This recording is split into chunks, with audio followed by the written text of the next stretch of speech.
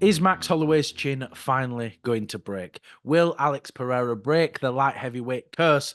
And will Charles Oliveira even make it into the octagon? Mark and I are going to make our predictions for UFC 300. But before we do, if you're new here, make sure you subscribe as we have brand new videos every single week. So Fight Week is here and UFC 300 is this Saturday. And Mark and I are going to make our predictions for the full card. So Mark, let's start with the early prelims. Cody Garbrandt is facing Deiveson Figueiredo. What's your prediction for this fight and why? I can't go against my boy Garbrandt.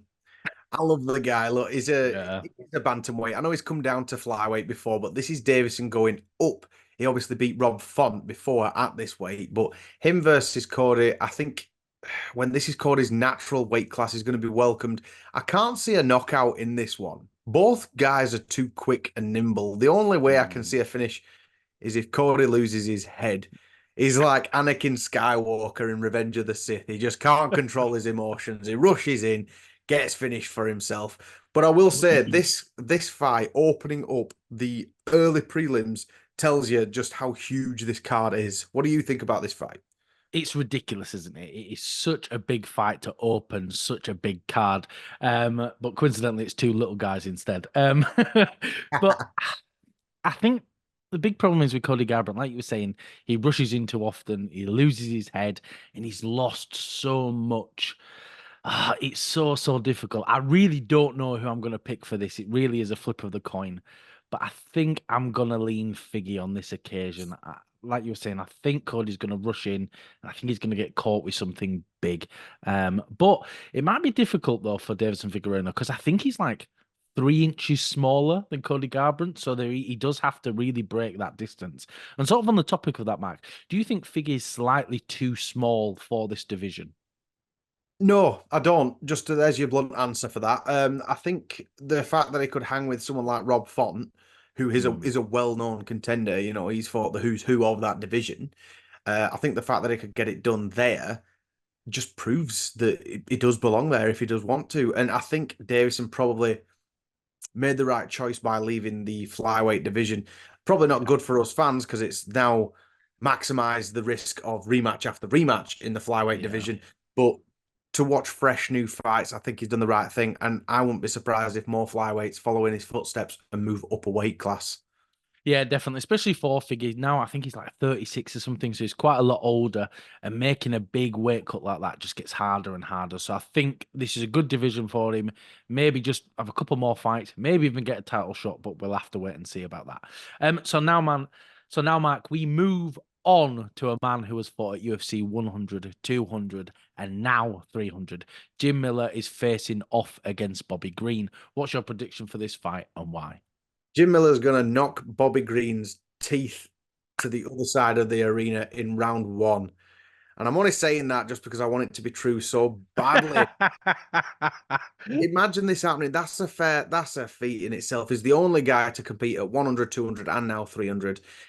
Jim Miller, people call him old, but he still gets it done. Last year, he got a knockout in about, what was it, 30 seconds or something like Real that. quick. Bobby Green's a big name and he is a skilled fighter. In all seriousness, I can probably see Bobby getting a decision. He's just that slight bit younger. Jim Miller, the experience is there, but I don't know if he's going to be quick enough. I really hope he is. I really hope that he can knock Bobby Green out cold. What do you think? Do you think Jim can get it done, or do you think he's slightly too seasoned? I think Jim can get it done. I really Yes, do. that's what we want to hear, Dwayne. That's exactly what we want to hear. We don't need no negativity around our boy Miller. And I hope Bruce Buffer can introduce him as Jim Miller. You know what I'm saying there? Yeah, I know what you're saying. But yeah, definitely. Hopefully Bruce does do that, and I think he is gonna. I think it's such a big event, and he's hinted that he might do it, so it'll be good fun. But I think with Jim, it's like you were saying before, he's so experienced, and I think that experience is what's going to take him through here. I think he's a much more rounded fighter than Bobby Green. Though Bobby Green's a dog. He's got some great grappling, some great striking, but he did suffer a KO loss last year, and he did get dropped by Tony as well. I think even Tony Ferguson made him look quite poor in that first round. And I think Jim Miller's just too healthy and too fit. So I think that's going to get him through there to get a decision win. Then, Mark, surprisingly, I think it's going to be a really, really fun fight. We have Jessica Andrade versus Marina Rodriguez. Who do you think is the win? I think Jessica can probably get it done. I think the confidence that she must have had after knocking out Mackenzie Dern, because she needed a win, didn't she, Andrade? She shows no sign of slowing down. We've said before, maybe she should take some time off. She's completely not listened to any fan that tells her that or anyone that has given her that advice in the past. And obviously it's worked for her. She's been the champion before. She swings. I just think that she's got the skills and capability to get this done quite early, I'll say. Yeah, yeah. The thing is with Jessica Andrade, she either gets knocked out or she gets a knockout. Like no in between, she's Yeah. such a savage. She's a great fighter. But I just worry about that height and reach that Marina Rodriguez has. I think she might just keep her at range and just keep clipping her as she's coming in and out. So I think she might get a point decision. Contrary to me just saying that Jessica Andrade either gets knocked out or a knockout. But I just think Marina Rodriguez is We're allowed to just gonna contradict get it. ourselves. We're Yeah, allowed. definitely. And then, Mark, closing the early prelims, we have Jalin Turner versus Moicano. Is it Moicano? How do you say his name? Makayo, I think. Macayo, that's it. What an Yeah. idiot I am. Yeah, but do you think we'll get to see him see the money on for UFC 300? Absolutely. To quote you, I think Mochaccino is going to get the win. I really like the guy. I know I'm biased. I'm not just basing my picks off that I like their personality, but I think he's just such a well-rounded fighter. I think he's one to watch out for. And the great thing is, obviously, when I was living away, I could watch all the fight nights. So it's been great to be able to watch him climbing through the rankings. And it's one of them guys where he does catch your eye and you take notice of him. Not just because of he's quite a funny personality, isn't he? But he's great to Yeah. have in the sport, great to have in the division. But he has the skills to get it done. And I think we could be seeing a top contender in the very near future in Makayo. So I just want to hear him scream, Makayo wants money. That's all. And hopefully, I think we're going to see it because I'm picking him as well. I think the big clue for me was the Hooker fight. And I know you shouldn't really compare apples and oranges, but when Hooker took Turner down, Oh, Kiwis. got his back, and started choking him out, yeah, and started choking him out, I thought, oh, he's going to get the submission here. Moicano's a better submission artist than Dan Hooker, like by drastically so. He's a fantastic grappler. So I think he's going to get him down. He's going to choke him out, I'd say within the second or third round. But Turner's bloody massive. He's like a heavyweight. He's that tall. I think he's like 6 something. He's a giant. So, Skyscraper in that division, isn't he? yeah, it makes it really, really difficult for him, but I think he's going to get it done. And then, Mark, we move on to the prelims with some fantastic fights. It could almost be a pay-per-view on its own. Opening up the prelims, we have Sodiq Yusuff versus Diego Lopes. What's your prediction for this fight and why? Well, I think similar to Mikhail, I'm going to go with Sodiq Yusuff just because I've seen it's nice. He's been around for quite a while now, quite a few years. He does have all the skills to be able to get it done. He's a well-rounded kickboxer. His legs, they're like Chris Hoy. And I just think you get caught by one of I think he's going to be able to get it done. He's a bit hit and miss, though. Yeah. And I think Diego's a great fighter himself. But I think Yusuff, maybe he can get the decision win in this one. But again, opening up the prelims, what more can you ask for with a great fight like this? Yeah, it's a banger, isn't it? It's really, really fun. And like we said before, even though this might be a fight that you wouldn't necessarily care about on 300, I think these two guys are going to come out and prove a point like, right, yeah, we're not the most interested fighters on the card, but we're going to put on an interesting fight. We're going to put on a banger. But I'm going to pick Diego Lopes by third round KO. I think with Lopes, I think he has actually got more experience than Yusuff. I think like 10 fights more.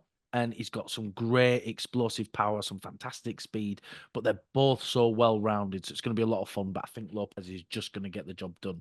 Just though it's going to be really, really close. And then, Mark, we have the She-Hulk herself, Kayla Harrison, making her UFC debut against Holm. Who are you picking for this fight? This is a really interesting fight because this is one of them where I'm not actually sure.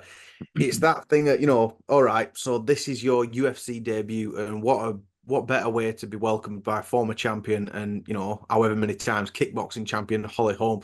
Yes, she's a bit aged, but she still brings it every single fight. I can't go against Holly Holm just because of what I've seen her do in the past. I don't know if she'll be able to get a knockout because, I mean, that's going to be like punching a brick wall, isn't it? So, I mean, I can see Holly Holm just outclassing her. She's done quite a few 5-round fights, so she's prepared herself very well for that. I think she's just going to be too conditioned, and she's just going to come in and may even make it look slightly easy. I'll even say that.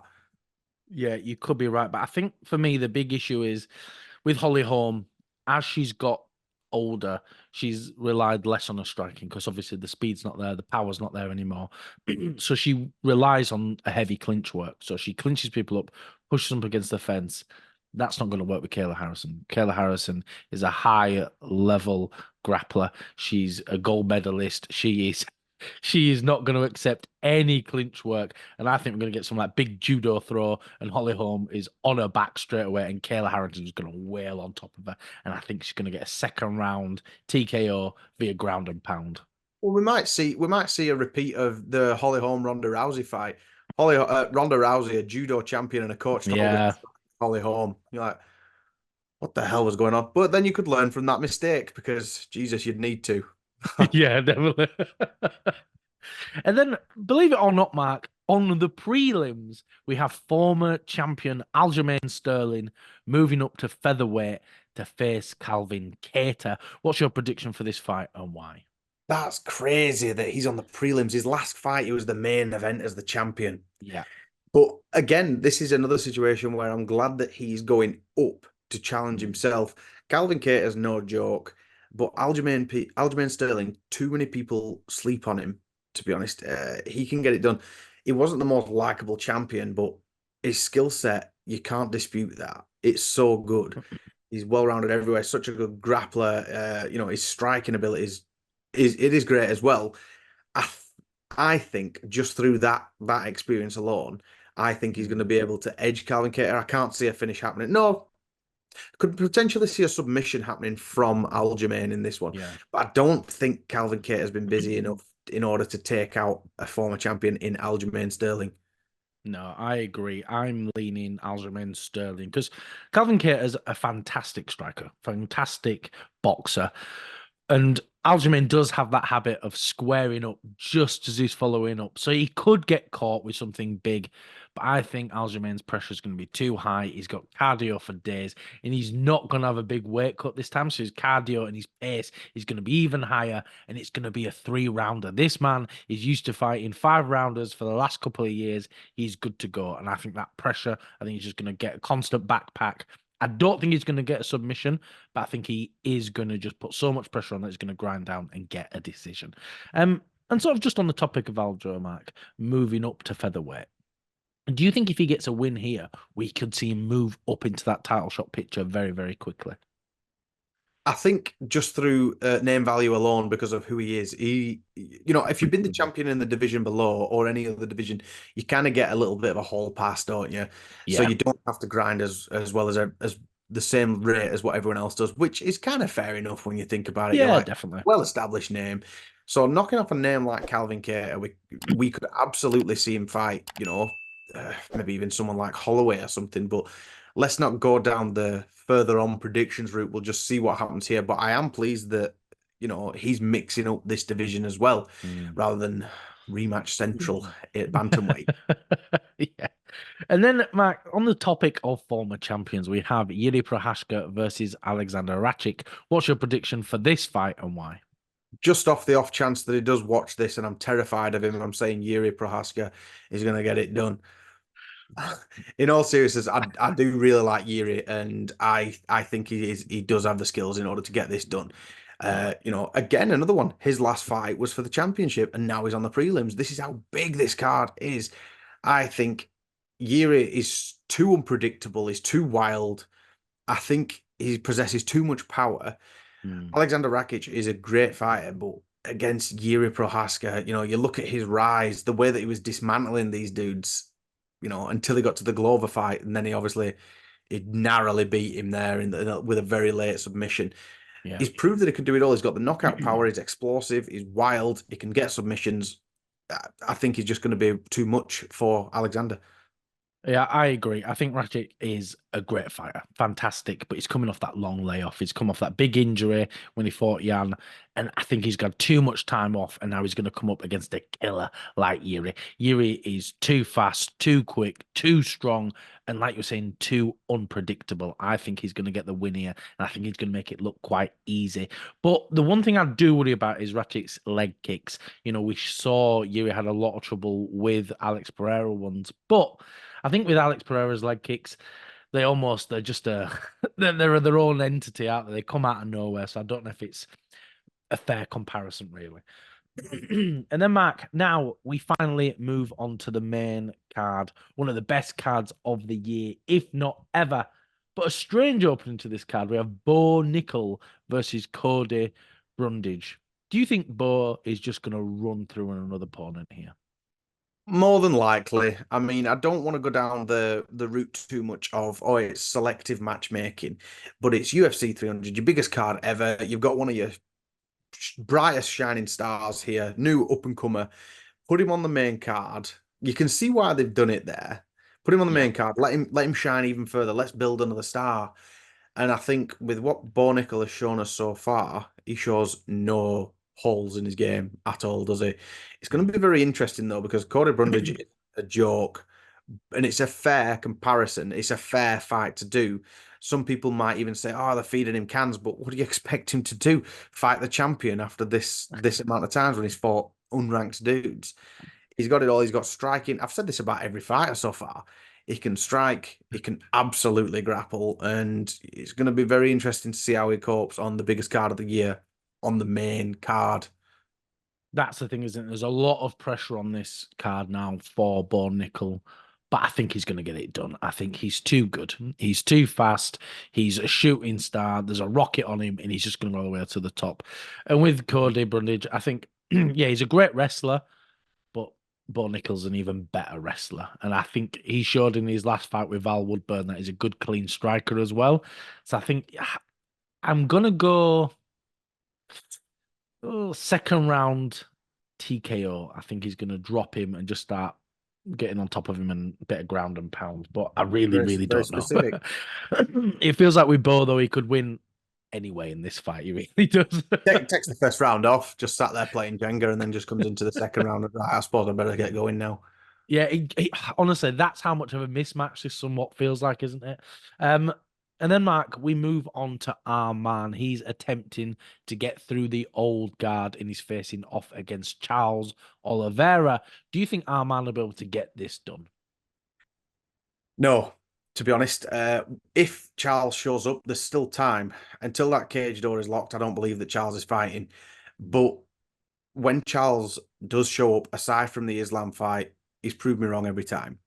I bet against him with Gaethje, I bet against him with Dustin, I bet against him with Beneil, and he's proved me wrong. He got a finish in every single one of those fights. Charles, he's another one. A lot of people sleep on him, and a lot of people sleep on his striking as well. He has had a long layoff here because he was supposed to fight Islam. But if he can make it to the cage, I think that Charles is going to be able to get this done. He gets dropped in every single fight he's in, but that don't mean the end of it for Charles, does it? It's coming to my guard. I've got something to show you. Come here. Like when you're a kid and there's someone going to come and see my puppies. Come in here.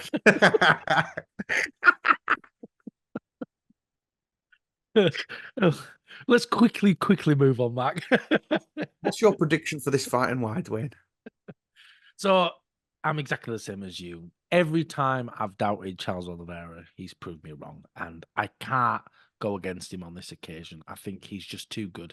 He's too fast, too quick. An excellent fighter all round. I think he's going to get the win here. But I am concerned that he's not going to even make it to the octagon. He pulls out more than Ron Jeremy. I just cannot get excited for a Charles Oliveira fight anymore. I just can't. So I'm going to hold my excitement until that cage door is closed. But Mark, a fight that I am incredibly excited for. We have Max Holloway stepping up into the lightweight division to face Justin Gaethje for the BMF belt. Do you think we could finally see Max Holloway's chin crack? Absolutely. This is an absolute possibility. I'm very interested to see what Max is like at this weight. I know he has been there before to fight Dustin, but Justin Gaethje, whether you think whoever's better, Justin Gaethje is more violent than Dustin Poirier, I believe. Justin will bring it. I mean, Max has got cardio for days, but let's not forget that he's moving up a weight class and he's put on some size here. So it could play a factor. I think we're going to see Justin Gaethje do the unthinkable, and I think he might even get a TKO finish over Max. This is one of them. Whoever wins, I don't really care. I like both guys. Can we not have a draw? Can we not just get a draw, guys? And we'll just have 2 BMF belts. Just give them one each. Then they go and play happy families together. Well, that would be ideal. But I think Max Holloway is going to get this done. I think a lot of people are underestimating Max and forgetting how good a fighter he actually is. He fights so well from his range. It's almost like he fights literally just off the end of his range. And I think he's going to be able to keep Justin Gaethje at bay. Because we know what Justin's going to do. He's going to do big leg kicks, big overarm, and maybe a head kick now. He put that in his repertoire. But I think Max is just too good. I think, he's done, 8 out of his last 10 fights have reached the 5th round. And this is a 5-round fight. Justin Gaethje's only made it to the 5th round once. Literally once. And the only other time that he's left the 3rd round and going into the 4th, he got KO'd. So I think Max is going to take over in those later rounds. And I think 4 and 5 are in the bag for him. And then 1, 2, and 3, they could go either way. And then I think that's what's going to get Max the decision win here. This is the unpredictable thing, and this is why we're tuning in, though, isn't it? Because you think if it goes to the later rounds, you do favour Max. But it's if he can weather the storm of Justin Gaethje. He is literally one of the most violent men in the division. Yeah. So this is what makes it such an unmissable event. Yeah, it really is, isn't it? I think it all comes down to, can Max's chin hold out? And if it does, we are in for a cracking fight. But then, Mark, we move on now to China versus China. Yan Xiaonan, the first Chinese female fighter in the UFC, and Zhang Weili, the first Chinese champion in the UFC, are going at it. What's your prediction for this fight and why? Off performances alone, I can't go against Zhang in this one. I know that you're probably going to be the same. I probably won't even ask you your prediction, to be honest. I think that exactly the names that Zhang has knocked off. Yeah, Yan Xiaonan's a great fighter, and obviously she got a fantastic knockout over Andrade last year. I just think that Zhang she's proved in every single one of her fights, whether she wins or loses, that she can hold with the best of them. She can grapple every single part about it. She's massively strong. I do think, though, this is the last time that we'll see Zhang at this weight class. What do you believe? Yeah, I think you're right. I think Zhang Weili is likely going to move up after this. I just think there's not many people left for her in this division, especially now that Raw seems super keen in staying the division above as well. But like you were saying before, you might as well not even ask me for my predictions. I cannot pick against Zhang Weili. She is a fantastic fighter. She's great everywhere. I think this is going to be 50-44. I think it's going to be a pure domination. I think there's going to be even a 10-8 in the last round. It's going to be a repeat of Amanda Lemos. It's just going to be, she's going to just take her down and hold her down and not take any risks where she needs to. But Zhang doesn't make it boring. At least she's trying to vie for position. She's trying to get the finishes. And but I think Yan Xiaonan showed how well her grappling's come along with her last fight with Mackenzie Dern. She really, really put a number on her. She was like, nope, I know that my striking's better than you, so I'm just going to train grappling for 6 months straight. And she showed how good she was. Her takedown defense was fantastic, and she did such a good job. And she does have good KO power, Yan Xiaonan. And we have seen Zhang Weili drop before. Breaks my heart, makes me cry even thinking about it. Early in the first stoppage. round, Dwayne, don't forget. In the first round, don't forget. Look, Mark, we don't talk about that. on this channel. Yeah, it never happened. It was an early stoppage, okay? Early stoppage. She was getting up. She was fine. Yeah, seeing stars. Seeing stars. That's fine. Looking yeah, at three referees. But I think, yeah, Yan Xiaonan, she's got that great power. And we have seen Zhang Weili rock before. And she even got a little bit peppered up in that Amanda Lemos fight. But I don't think it's going to be enough. I think this is going to be just a pure domination from pillar to post. And then, Mark, moving on to the main event, we have Alex Pereira versus Jamahal Hill. Who do you think leaves UFC 300 as light heavyweight champion? I think this is going to be Alex Pereira's first successful defense. I think he's going to get it done. Now, I've been well and truly shut up with my opinion on Alex Pereira in the past, time and time again. I used to think he was very wooden, and I used to think he was very one-dimensional, but he well and truly shut me up in the last, 3 or 4 fights. He's got the touch of death. How can you not like the guy? How can you not want to tune in for his fights? It's exciting. Jamahal Hill is a knockout artist in himself, and he's such a fantastic striker, and he's got a serious power, and he's been on a great run himself. I just think when he gets touched by Alex, because Alex is going to come out leg kicks, and he's got to watch out for that big left hand. I don't know how Jamahal is going to be able to cope with that. I mean, Alex has been knocked out before. Let's not forget that. But I just don't think he's going to be given the opportunity to knock him out. I don't think we're going to see a decision in this fight, though, at all. No, it's going to be a wild fight, isn't it? Either way, they've both got great knockout power, both high-level strikers. It's going to be a fun fight.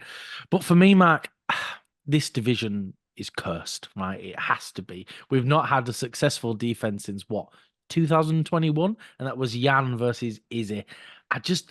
I feel as though something weird's going to happen. That's how weird my prediction is this for this card. I think there's going to be like a weird DQ, or there's going to be an injury, there's going to be a draw, there's going to be something weird with this fight. Yeah. I don't know. I just feel a mystic prediction. But if you push me in a corner and say pick a winner here, I'm gonna go Jamahal Hill, 3rd round knockout via head kick. So, and the reason... So if you push you in a corner and to give a general prediction, Jamahal or Alex, you're going to go Jamahal Hill, 3rd round head kick. So you can name this. Okay. Right. All right. Mystic Dwayne, we will remember this, and we will come back to this after the fight. I work well under pressure, okay? Right. Yeah. Okay. So the reason I go for that is because every time Jamahal Hill gets a leg kick, he follows up with a head kick. So if he gets kicked in the leg, he follows up with a head kick. And Alex Pereira is going to kick at that leg all day, every day, non-stop. And we've seen that Alex Pereira does not move his head. He has that classic kickboxer style, straight head forward, not moving nowhere. And Jamahal Hill knows that. He's going to know where that head is. Yeah, I think he's going to come up with a big head kick and knock him out in the 3rd round. Yeah, that's my prediction for that fight. And those have been our predictions for the main card. And Mark and I are going to be doing a live watch along for UFC 300. So make sure you pop in and say hello. Thank you for watching. If you can like, comment, and subscribe, it really does help us out.